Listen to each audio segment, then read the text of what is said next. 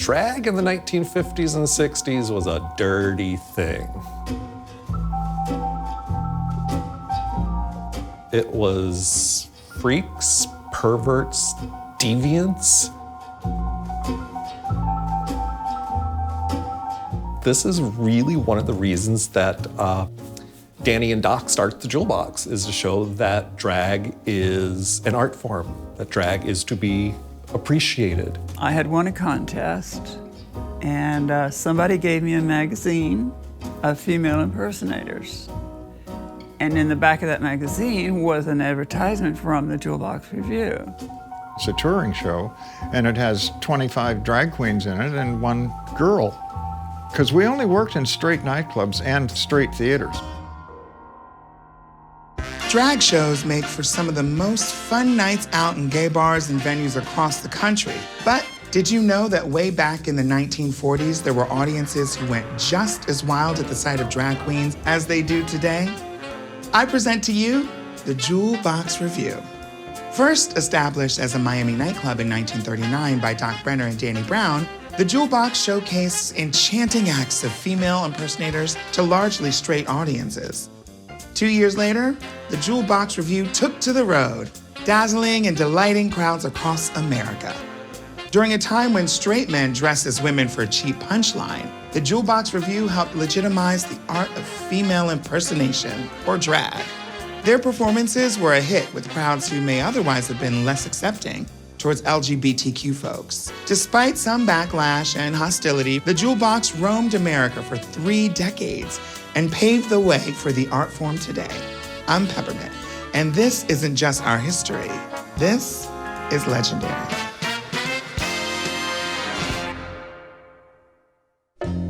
The Jewel Box started in Miami as a little drag show at a club, the club Jewel Box. And then because of the success there, it began to tour. By 41, they were touring around Florida. And then definitely by the 50s, they were touring all across the United States and continued to tour, I believe, until 73 or 75, and playing large theaters, large nightclubs like we do not have anymore, and bring this lavish drag production show to largely heterosexual audiences. After being at the My for a year, there was a comedian there named Gabby Lee. And he said, you know, you really should go and join the Jewel Box Revue. And I asked him, I said, what's the Jewel Box? He said, oh, it's a fabulous show, much better than this show. One of the things that does distinguish the Jewel Box from some of these other ventures is that the Jewel Box was a gay-owned and run business. The Jewel Box was gay-run by Danny and Doc. Even Danny and Doc's mothers came along and toured with the company and would help do costumes. The fact that the Jewel Box was gay-run and operated made for a much more family-friendly atmosphere. Instead of kind of working for straight people who are capitalizing on the freakishness of this, here is our community. This is a community of gay people that is forming around this enterprise, people who understand, who want to elevate this art form and not necessarily just profit straight off of it. Doc and Danny were lovers, and they started the show at a club in Miami, Florida called the Jewel Box. And then, again, laws were passed in Florida that female impersonators could not work where liquor was being served. They really were very clever producers because Doc was the workhorse. Doc made all of the costumes. Doc taught all the routines, and he would even fill in for chorus boys. If a chorus boy was sick, he would fill in. And Danny was the front man. He would sell the show, which was not easy to sell in those days, because we only worked in straight nightclubs and straight theaters. We never worked in gay bars or gay clubs. We worked a variety of different cultures. The Borscht Circuit, which was in the Catskill Mountains in New York, upstate, it was all Jewish. The star of the Jewel Box was a Jewish guy, Lynn Carter.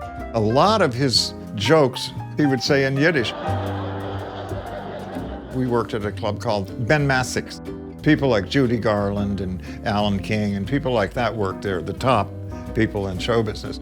We worked all the black theaters, all the black nightclubs. Washington, D.C., Chicago, there was a theater on the south side called the Tivoli Theater.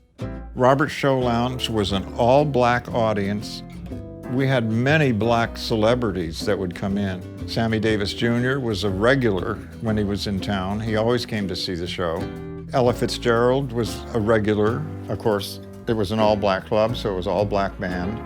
And that was another interesting thing. We were an integrated show, probably the first integrated show that had ever worked there. When we opened at the Apollo Theater in Harlem, the black Muslims were rioting outside of the theater. And I remember seeing one placard that said, "Keep the queers out of Harlem." People do connect drag and homosexuality together. And certain communities did not like the idea that homosexuality was kind of, in their opinion, being put on stage and glorified. They had big, huge signs, "Get the faggots out of Harlem." And we had to go out between shows to get food and eat and so on and so forth. But because we were actors, we knew how to blend in. We just went to work. Nobody ever even blinked an eye at us. They didn't even know who we were, you know. We walked right in the middle of the whole thing. And then we got extended there. I mean, we were there most of the summer, as I recall. So I thought that was really funny. The Jewel Box Revue did not see color, and everybody was a human being. That's one reason why we never worked in the South, because of the segregation laws there. They would have run us out of town on a rail. It's the gay situation that made it more acceptable than the straight situation.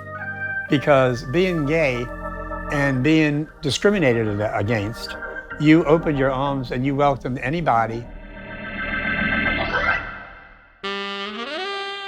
Of course, this is one of the greats from Jewel Box, Billy Day. Fantastic vocalist. The stage would be black. There would be no lights on. And Billy Day would start singing one of Billie Holiday's songs, just a cappella, you know, nothing. And people would clap and go crazy, you know.